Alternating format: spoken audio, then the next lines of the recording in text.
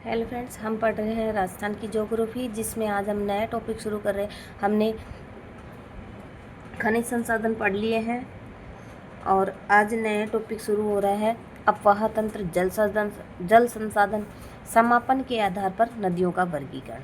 समापन के आधार पर नदियों का वर्गीकरण 3 तरह से किया गया है। एक तो अरब सागर का नदी तंत्र, दूसरा आंतरिक अफवाह तंत्र, तीसरा है बंगाल की खाड़ी नदी तंत्र। पहला अरब सागर का नदी तंत्र, दूसरा आंतरिक अफवाह का तंत्र, तीसरा बंगाल की खाड़ी का नदी तंत्र।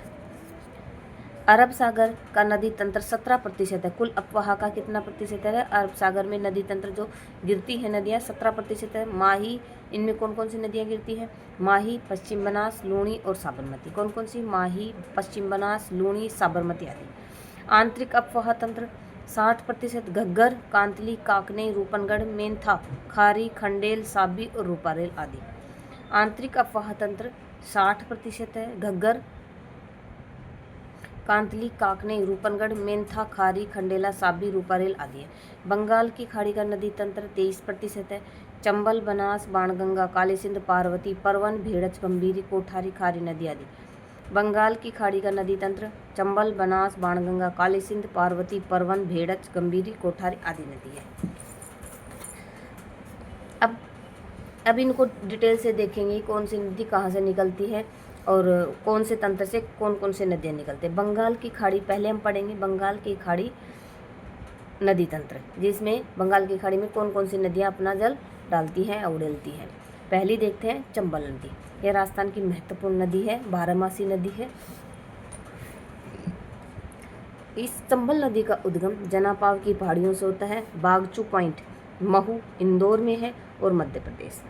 तो इसका उद्गम कहाँ से होता है? जनापाव की पहाड़ी। यह नदी मध्य प्रदेश के इंदौर जिले की जनापाव पहाड़ी से निकलती है।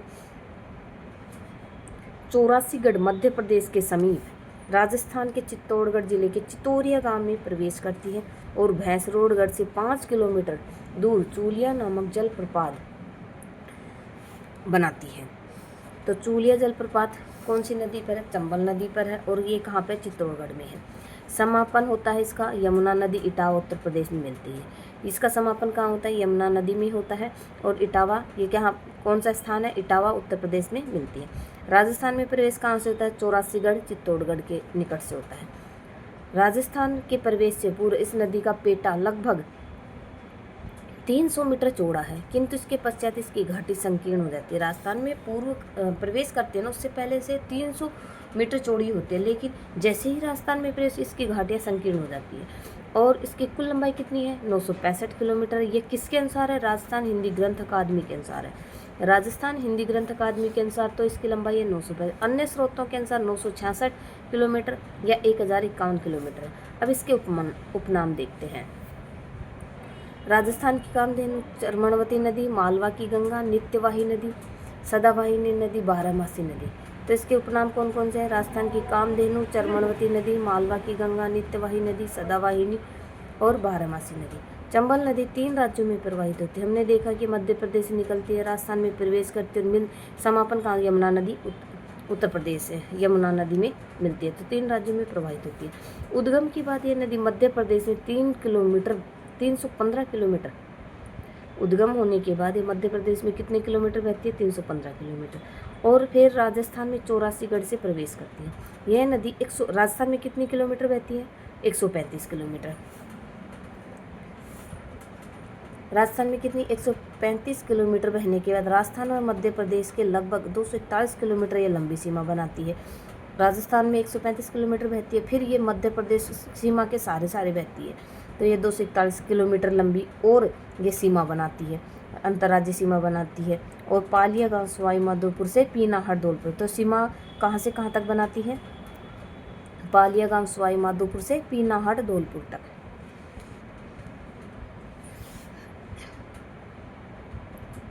उत्तर प्रदेश में 275 किलोमीटर बहती है। तो इसकी टोटल लंबाई कितनी होगी? देखिए 300, 400, 600, 800 और ये हो गई ना 965 किलोमीटर। तो चंबल नदी का अफवाह प्रतिरूप कैसा है? पादपाकार या वृक्षाकार है। चंबल नदी का अफवाह स्वरूप कैसा है? पादपाकार या वृक्षाकार है।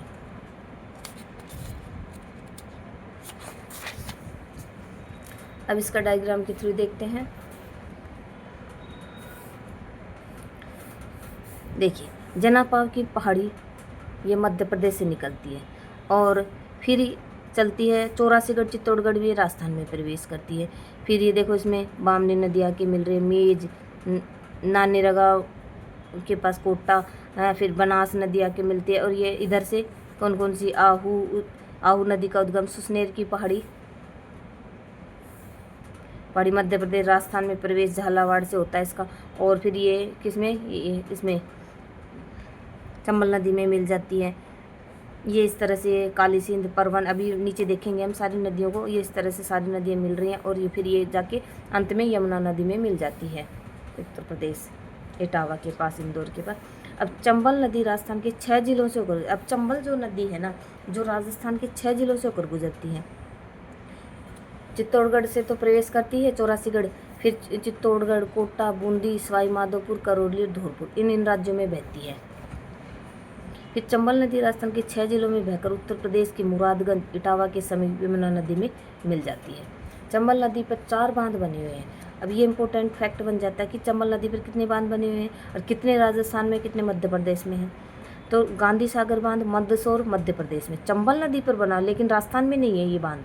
नदी चंबल पे बना हुआ है, लेकिन ये बांध गांधी सागर बांध का है मंदसौर मध्य प्रदेश में। यह 115 मेगावाट 23 मेगावाट की 5 यूनिट है और बिजली का उत्पादन किया जाता है। फिर दूसरा है राणा प्रताप सागर बांध, रावतभाटा चित्तौड़गढ़ में है। ये क्या है, राजस्थान में है।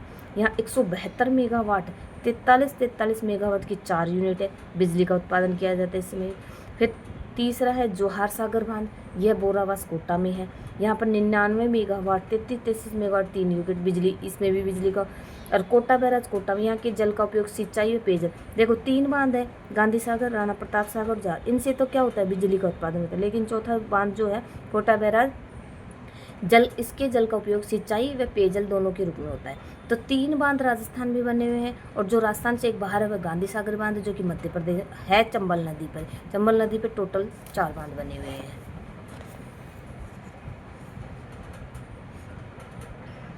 अब ये देखिए राजस्थान का जल भराव का सबसे बड़ा बांध है राणा प्रताप सागर बांध, रावतभाटा जो चित्तौड़गढ़ में बना हुआ है ना, ये जल भराव क्षमता की दृष्टि से सबसे बड़ा बांध है। और ये गांधी सागर बांध मंदसौर मध्य प्रदेश में बना हुआ, ये हमने देख ही लिया, 23 मेगावाट की 5 यूनिट है। फिर दूसरा बांध ये हो गया। तीसरा उद्गम से समापन की ओर ये जा रही है। देखो तीसरा जोहार सागर बांध को बोरावास कोटा में है, यार इसकी 33 मेगावाट की, ये 99 मेगावाट की बिजली का उत्पादन करता है। फिर चौथा है कोटा बैराज, जिसमें सिंचाई, इसके जल का उपयोग सिंचाई व पेयजल के लिए होता है। चंबल परियोजना राजस्थान व मध्य प्रदेश की 50-50% और चंबल जो परियोजना है राजस्थान व मध्य प्रदेश की 50-50 के साथ संयुक्त परियोजना है। चंबल नदी पर चित्तौड़गढ़ के भैंसरोड नामक स्थान पर चूलिया जलप्रपात 18 मीटर ऊंचा बना हुआ है। राजस्थान का सबसे ऊंचा जलप्रपात है, चूलिया जलप्रपात है। और चंबल नदी घड़ियालों के लिए प्रसिद्ध नदी अभ्यारण्य भी है। चंबल नदी अवनलिका प्रदन से बीहड़ भूमि का निर्माण करती है। चंबल सर्वाधिक कंदराओं वाली नदी, सर्वाधिक कंदराओं वाली नदी कौन सी है, चंबल नदी। राजस्थान में बहने वाली सबसे लंबी नदी, जबकि पूर्ण बहाव की दृष्टि से सबसे लंबी नदी बनास। देख राजस्थान में बहने वाली सबसे लंबी नदी कौन सी है, चंबल नदी, राजस्थान में। फिर जबकि पूर्ण बहाव की दृष्टि से सबसे लंबी नदी कौन सी है, देखो दोनों बातों में फ़र्क है। राजस्थान में बहने वाली नदी कौन सी है, सबसे लंबी नदी चंबल। अगर पूछे कि पूर्ण बहाव के आधार पर तो बनास नदी होगा अपना आंसर। चंबल सर्वाधिक सतही जल की उपलब्ध वाली, सतही जल यानी ऊपर की ओर जल अच्छा रहता है इसमें, तो सतही जल उपलब्धता के आधार पर वाली नदी है। राजस्थान में प्रवेश करने से पहले चंबल नदी की घाटी चौड़ी रहती है, बाद में इसकी संक्रिय हो जाती है। बूंदी के केशोरायपाटन के पास गहरा गार्ज बनाती है, और ये गहरा गार्ज कहाँ बनाती है, बूंदी के पास केशोरायपाटन में बनाती है। चंबल नदी पर हैंगिंग ब्रिज, झूलता हुआ पुल कोटा में बनाया गया है। हैंगिंग ब्रिज चंबल नदी पर बनाया गया है और कोटा में है। देश का चौथा हैंगिंग ब्रिज है। इस ब्रिज का निर्माण गेमन इंडिया व हुंडई कंपनी के द्वारा, तो इस ब्रिज का हैंगिंग ब्रिज का निर्माण चंबल नदी पर किसके द्वारा किया गया, गेमन इंडिया हुंडई कंपनी के द्वारा किया गया है। इस ब्रिज से राष्ट्रीय राजमार्ग कौन सा गुजरता है, 27 गुजरता है। यह ब्रिज ईस्ट वेस्ट कॉरिडोर को कहा गया है। इसको इस ब्रिज को क्या कहा गया है? ईस्ट वेस्ट कॉरिडोर कहा गया है। नोट 2009 में कोटा में चंबल नदी पर बने चंबल पुल के ढहने की बड़ी अवसंरचनात्मक आपदाई थी और राजस्थान का दूसरा सबसे बड़ा हैंगिंग ब्रिज माही नदी पर चिखली गांव डूंगर। चंबल नदी पर एक और ब्रिज बना हुआ है हैंगिंग ब्रिज, तो वह चिखली डूंगरपुर में आनंदपुरी बांसवाड़ा सड़क संगमेश्वर में बनाया जा रहा है। ये बनाया जा रहा है, निर्माणाधीन है। और केंद्र सरकार के नमामि गंगे प्रोजेक्ट के तीसरे चरण में चंबल नदी को शामिल किया गया है। केंद्र सरकार की जो नमामि गंगे योजना है उसमें तीसरे चरण में इसको शामिल किया गया है। और चंबल नदी में गांगे सूस स्तनपायी जीव घड़ियालों की अधिकता है। चंबल नदी में एक तो गांगे सूस पाया जाता है, स्तनपायी है जो कि, और घड़ियालों की अधिकता है।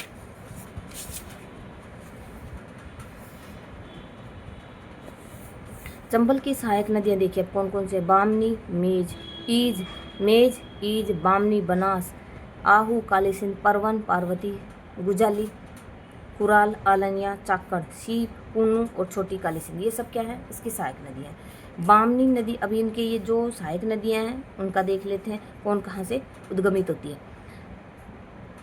पहली बामनी नदी, इसको ब्राह्मणी नदी या वापनी नदी भी कहा जाता है, ये उसके उपनाम है एक तरह से है। तो ये कहाँ से निकलती है? हरिपुरा गांव चित्तौड़गढ़ से निकलती है। कहाँ से निकलती है? हरिपुरा गांव, चित्तौड़गढ़ का हरिपुरा गांव से।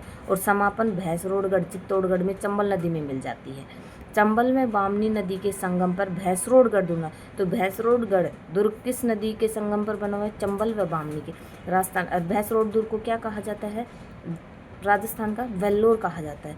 यह नदी बेगू से प्रभावित होती है। यह किससे? बेंगू से प्रवाहित होती है। कहाँ से होती है? बेंगू गांव है जो कि भीलवाड़ा में।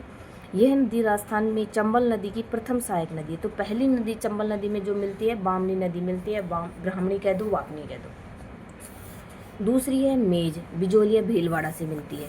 दूसरी नदी ये कहाँ से निकलती है? बिजोलिया भीलवाड़ा से। समापन बूंदी में लाखेरी के निकट चंबल नदी, तो ये उद्गम तो होता है इसका बिजोलिया भीलवाड़ा से और ये समापन होते हैं बूंदी में लाखेरी के निकट चंबल नदी में मिल जाती है। फिर बांध इस पर गुढ़ा बांध बना है, बूंदी में बना है, किस पर? मेज नदी पर। मेज नदी की सहायक नदी मांगली। अब ये मेज नदी तो चंबल की सहायक, लेकिन मेज नदी की सहायक नदी मांगली है और मांगली नदी का उद्गम बिजोलिया भीलवाड़ा से ही होता है। समापन बूंदी में मेज नदी में मिल जाती है। मांगली नदी पर बूंदी में भीमलत जलप्रपात बना है। तो भीमलत जलप्रपात किस नदी पर है? मांगली नदी पर, जो कि बूंदी में है। और मांगली की सहायक घोड़ा पछाड़ नदी गरदड़ा परियोजना बूंदी में है। देख मेज नदी चंबल नदी की सहायक, और मेज नदी की सहायक कौन सी है? मांगली। और मांगली की सहायक नदी घोड़ा पछाड़ नदी। गरदड़ा परियोजना किस नदी पर है? घोड़ा पछाड़ नदी पर। अब ईज नदी देखते हैं।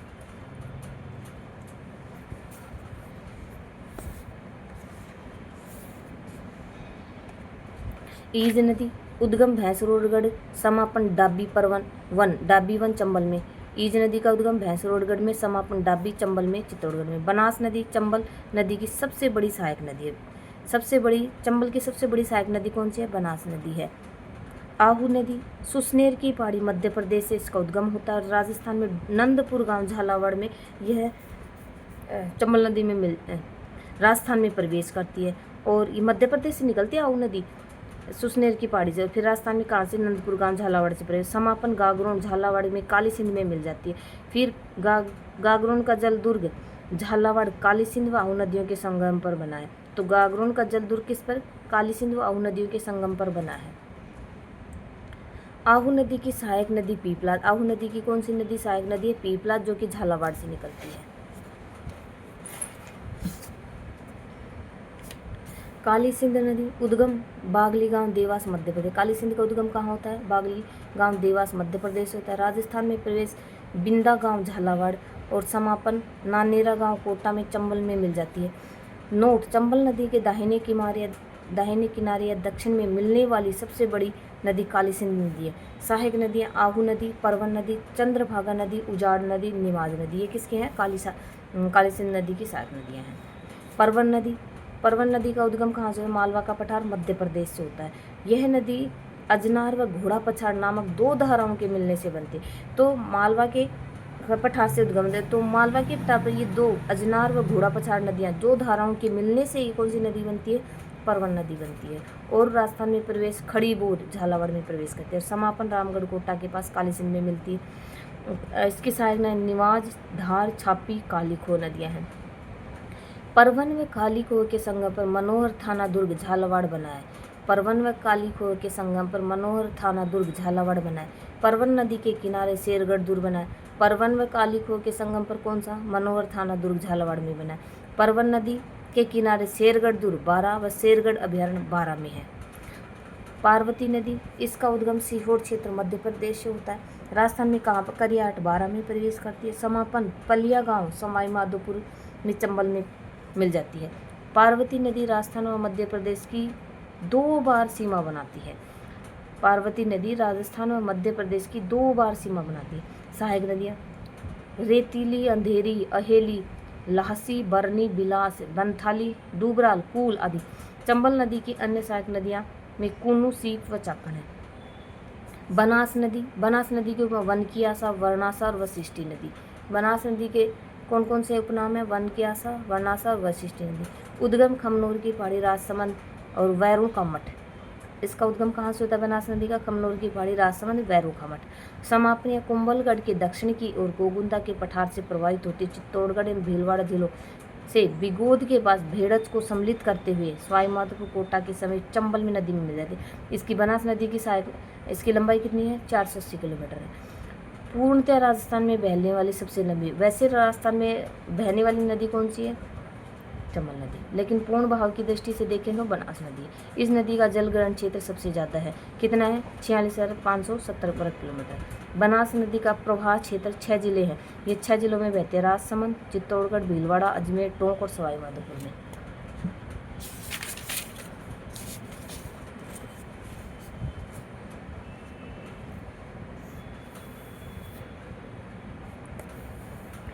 ये डायग्राम के द्वारा आप देख सकते हैं।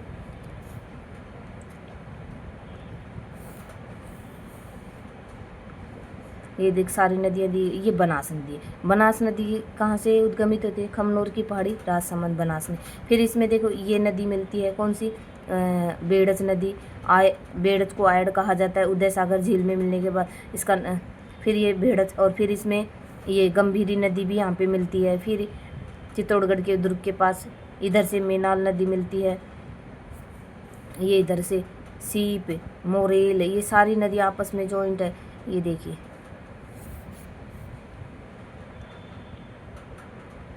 ठीक है। फिर बनास नदी का प्रवाह सर्पिलाकार है और बनास नदी अरावली को काटकर प्रतिच्छेदित करके बहती है। इसके बाद कुछ अरावली के समानांतर बहती है। बनास बेसिन की मुख्य क्षेत्र भीलवाड़ा जिले। बनास बेसिन मुख्यतः राज्य के 12 जिलों में फैला हुआ है। बनास बेसिन मुख्यतः राजस्थान के 12 जिलों में, देखिए 12 जिले कौन कौन? भीलवाड़ा, अजमेर, टोंक, बूंदी, चित्तौड़गढ़, दौसा, करौली, चित्तौड़गढ़, दौसा, जयपुर, करौली, प्रतापगढ़, राजसमंद, सवाई माधोपुर, उदयपुर। राजस्थान में सर्वाधिक त्रिवेणी संगम बनास नदी पर। राजस्थान में सर्वाधिक त्रिवेणी संगम इस नदी पर बने। कितने? 4। बनास, भेड़च, मेनाल, त्रिवेणी। बिगोद, भीलवाड़ा में। बिगोद, भीलवाड़ा में बनास, भेड़च, मेनाल, त्रिवेणी संगम। फिर बनास, खारी, डाई, त्रिवेणी संगम राजमहल, टोंक में। बनास, सीप, चंबल, त्रिवेणी संगम रामेश्वर, सवाई माधोपुर में। मानसी, बांडी, बनास, त्रिवेणी संगम जोधपुर या टोंक में बनता है। बनास नदी की सहायक नदियाँ भेड़च, सहोदर, मेनाल, मानसी, कोठारी, ढूंढ, खारी, मोरेल, डाई, ढील, सहोदरा, धुंध और बांडी नदी। ये सारी इसकी सहायक नदियाँ, किसकी? बनास नदी की सहायक नदियाँ हैं। बनास नदी बेसिन अपने 10 उप बेसिनों के लिए जाना जाती है और टोंक जिले में बनास नदी पर स्थित बिलासपुर बांध राजस्थान की सबसे बड़ी पेयजल परियोजना। राजस्थान की सबसे बड़ी पेयजल परियोजना बिलासपुर बांध, और ये किस नदी पर है? बनास नदी पर। कहाँ पर है? टोंक जिले में है। बनास नदी पर स्थित अन्य बांध बघेरी का नाका, ये राजस्थान में, राजसमंद में है। नंद समंद राजसमंद में है। मातरकुंडिया, मेवाड़ का हरिद्वार, चित्तौड़गढ़ में। इसरदा बांध सवाई माधोपुर में। तो इस वीडियो में इतना ही। ये और लंबा वीडियो बन जाएगा। ये देखिए, तो आगे की नदियाँ हम नेक्स्ट वीडियो में पढ़ेंगे। अगर आपको वीडियो पसंद आता है तो मेरे चैनल को लाइक से सब्सक्राइब जरूर करें।